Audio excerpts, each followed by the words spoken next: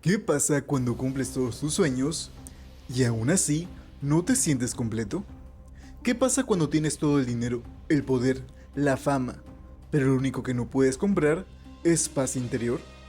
Esta es la historia de un hombre que fue considerado un genio de Wall Street, un tiburón entre peces, un líder carismático capaz de arrastrar a miles a su mundo de excesos, sin que nadie cuestionara el precio de esta vida. Hoy vamos a hablar de Jordan Belfort, el hombre que pasó de ser un joven ambicioso en busca de éxito a convertirse en un símbolo de excesos, mentiras y destrucción. Pero detrás de los autos de lujo, las mansiones y las fiestas, había un vacío, un hueco emocional que ni todo el dinero del mundo pudieron llenar. Jordan Ross Belfort nació en 1962 en Bronx, Nueva York, dentro de una familia trabajadora. Sus padres eran contadores, gente sencilla, con una vida estructurada y sin lujos. Pero desde pequeño, Jordan no pensaba igual que los demás. Tenía una ambición que no se podía ocultar. En su adolescencia, vendía helados en la playa con un amigo. Ganaron más de $20,000 en un solo verano. Y en lugar de sentirse satisfecho, Jordan lo tomó como una señal. Era bueno para hacer dinero, pero quería mucho más. Entró a estudiar odontología, pero su carrera duró un solo día. El director de la facultad le dijo algo que lo marcó: aquí nadie se hace rico. Y con esa frase, Jordan se levantó y se fue. Así de simple. No estaba dispuesto a invertir años en algo que no lo llevará directo al éxito. Empezó vendiendo carne y mariscos puerta por puerta. No era glamuroso, pero ahí perfeccionó su talento más poderoso: la palabra. Aprendió a convencer, a seducir con discursos. Sabía cómo hacerte creer que necesitabas algo aunque ni siquiera lo quisieras. Ese negocio eventualmente fracasó. Pero para Jordan no fue una derrota, fue una lección. No podía seguir jugando en ligas pequeñas. Ahí fue cuando apareció un nuevo objetivo. Un lugar que concentraba todo lo que él deseaba: dinero, poder, prestigio. Ese lugar era Wall Street. Porque en Wall Street no solo se ganaba dinero, se creaban imperios. Jordan tenía claro que su destino estaba en Wall Street. Y aunque no tenía contactos ni un título universitario en finanzas, tenía algo que pocos poseen: una confianza arrolladora. Consiguió su primer trabajo como aprendiz en una firma de corretaje. No era glamuroso. Hacía llamadas todo el día, intentando vender acciones que nadie quería comprar. Pero lo hacía con una energía que desbordaba el teléfono. Y cada vez que hablaba, convencía. Estaba aprendiendo el juego desde adentro: cómo se movían las acciones, cómo funcionaba el mercado y, más importante aún, cómo manipular la emoción de los inversionistas. No tardó mucho en captar que esto no era solo números, era psicología pura. Pero justo cuando comenzaba a ascender, llegó el famoso Lunes Negro de 1987. La bolsa se desplomó, miles de empleos se perdieron, y Jordan fue uno de ellos. Aunque muchos vieron este día como el fin, para Jordan fue el verdadero comienzo.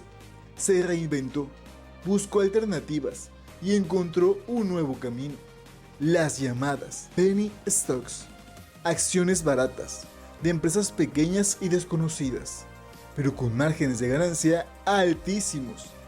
Y fue ahí donde Jordan vio una mina de oro, porque aunque eran negocios pequeños, él sabía cómo venderlos, como si fueran gigantes. Decidió abrir su propia firma, Stratton Oakmont, un nombre que sonaba poderoso, aunque no significaba nada. Era solo un disfraz, un traje elegante para un negocio que pronto se convertiría en un circo salvaje.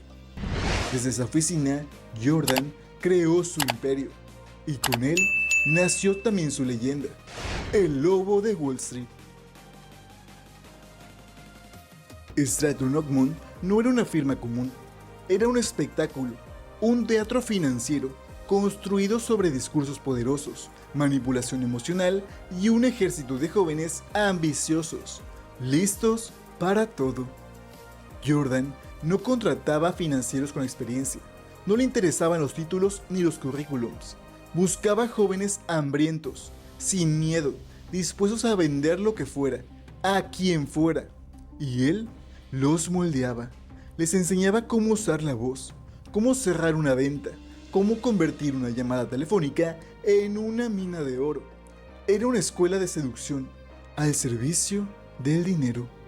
Las oficinas parecían una fiesta interminable, música a todo volumen, modelos caminando entre escritorios, apuestas dentro del lugar de trabajo y celebraciones salvajes por cada venta cerrada. Era Wall Street, pero en esteroides. Jordan ganaba millones al mes, vendía acciones basura a precios inflados, y cuando los clientes se daban cuenta de que todo era humo, ya era tarde. Él ya había cobrado su comisión, y con ese dinero, su vida se volvió una caricatura de exceso. Compró yates, autos de lujo, relojes que valían más que casas, y mansiones tan grandes que ni siquiera recordaba cuántas habitaciones tenían. Pero no se trataba solo del dinero. Jordan quería vivir en una constante euforia, quería sentir que estaba por encima del mundo, y para eso necesitaba más fiestas, más mujeres, más adrenalina y sobre todo, más sustancias. En Stratton Oakmont, los límites no existían. La línea entre lo legal y lo ilegal se desdibujó rápidamente. Era un juego y Jordan lo dominaba. Durante esos años, Stratton Oakmont llegó a manejar más de $1.000 millones en inversiones. Su firma apareció en la portada de revistas importantes y muchos jóvenes lo veían como un modelo a seguir, un genio, un héroe moderno. Pero por dentro, todo se estaba pudriendo. Cada fiesta escondía una mentira, cada venta un abuso y cada sonrisa un vacío. Jordan estaba en la cima, pero no lo sabía. Ya había comenzado a caer. Desde afuera, Jordan parecía invencible. El lobo de Wall Street estaba en la cima del mundo. Fiestas con celebridades, autos exóticos, propiedades multimillonarias y miles de personas colgando de sus palabras. Pero por dentro, todo estaba quebrándose. El dinero ya no era suficiente.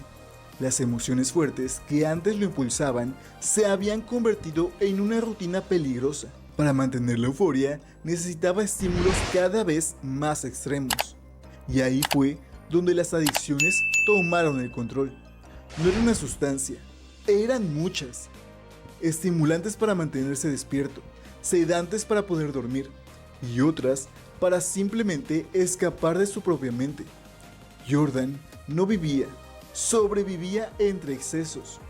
Sus días eran un cóctel de llamadas telefónicas, ventas millonarias y consumo sin freno. Su matrimonio también comenzó a tambalear. Aunque se había casado con Nadine Caridi, una modelo deslumbrante que parecía salida de una revista, su relación estaba llena de conflictos, traiciones y gritos. Golpes a las paredes, discusiones violentas, ausencias largas, infidelidades, noches enteras sin dormir y días enteros sin recordar. Y mientras todo esto pasaba, las autoridades comenzaban a prestarle atención. La Comisión de Bolsa y Valores y el FBI empezaban a notar ciertas irregularidades en los movimientos de Stratton Oakmont. Ventas infladas, valores alterados, declaraciones sospechosas. Pero Jordan, confiado, seguía adelante. Creía que era intocable. Incluso cuando un yate suyo se hundió en el mar Mediterráneo por haber ignorado advertencias climáticas, no lo vio como una señal. Solo lo tomó como una anécdota más. Un recordatorio, quizás, de que para él nada tenía consecuencias, pero todo ese mundo artificial que había construido comenzaba a resquebrajarse. Su imperio se sostenía en mentiras, y tarde o temprano, la verdad siempre encuentra la manera de salir a la superficie. A medida que Stratton Oakmont seguía creciendo, también lo hacían la mirada implacable del gobierno. El FBI y la Comisión de Bolsa y Valores comenzaron a investigar con más intensidad las operaciones de la firma. Jordan, con su carisma y audacia, intentaba mantenerse un paso adelante, burlándose de las autoridades y jugando con los límites de la ley. Pero la red se estaba cerrando. Los agentes comenzaron a infiltrar la empresa, obteniendo pruebas de las prácticas fraudulentas, manipulación de acciones, esquemas de pump and dump y uso de información falsa para atraer inversionistas incautos. Dentro de Stratton Oakmont, el ambiente se volvió tenso. Muchos empleados comenzaron a sentirse nerviosos, conscientes de que el juego podía terminar mal. Jordan, sin embargo, seguía entregado a sus excesos. El poder y la fama lo cegaban. No quería imaginar un final diferente, pero la realidad golpeó fuerte cuando su casa fue allanada y él mismo fue arrestado, enfrentando cargos graves que podrían llevarlo a la cárcel por décadas. Frente a esa tormenta, su vida comenzó a desmoronarse. Sus relaciones personales se quebraron y la fortuna que había acumulado parecía desvanecerse. El lobo de Wall Street estaba en jaque. Después de su arresto, Jordan Belfort se enfrentó a un sistema legal implacable. Los cargos en su contra eran numerosos: fraude bursátil, lavado de dinero y manipulación del mercado, entre otros. Pero Belfort no era un hombre común. Tenía una habilidad especial para negociar y manipular, incluso en las circunstancias más adversas. Consciente de que un juicio podría destruirlo por completo, decidió cooperar con las autoridades. Su estrategia fue ofrecer información sobre sus socios y empleados a cambio de una reducción de su condena. Esta decisión lo convirtió en una figura controvertida dentro de Stratton Oakmont, siendo visto por muchos como un traidor. El proceso legal fue largo y complicado, plagado de testimonios, documentos y acusaciones que revelaban la magnitud del fraude cometido.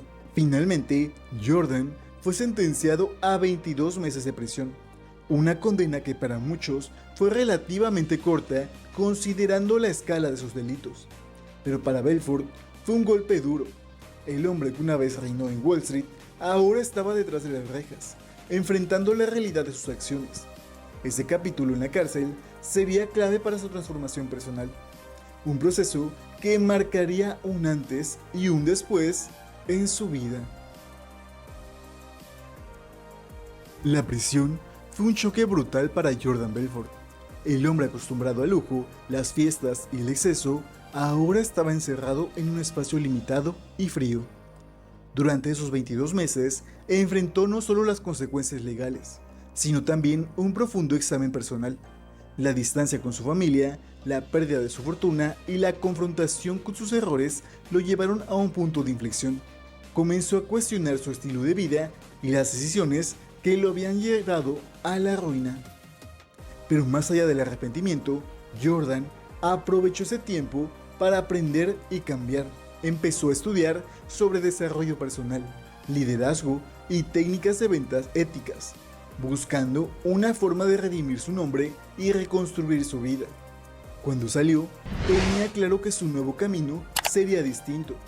Ya no quería ser el lobo de Wall Street. Quería usar su talento para enseñar y ayudar a otros a evitar sus mismos errores. Así nació su carrera como conferencista motivacional y autor de bestsellers. Un giro inesperado para alguien que parecía condenado a la caída definitiva. Pero la sombra de su pasado siempre lo acompañaría, recordándole que el éxito sin ética tiene un precio muy alto. La película El Lobo de Wall Street hizo su nombre aún más famoso, pero su figura sigue dividiendo opiniones. Algunos lo ven como un maestro de las ventas y un ejemplo de reinvención, otros como el reflejo de lo peor del mundo financiero. Él mismo admite sus errores, pero también insiste en que cambió. Hoy vive lejos de los excesos, pero la sombra de su pasado aún lo persigue. Su historia es una mezcla de ambición, poder, caída y redención. Una advertencia sobre los límites que se cruzan cuando el dinero lo es todo.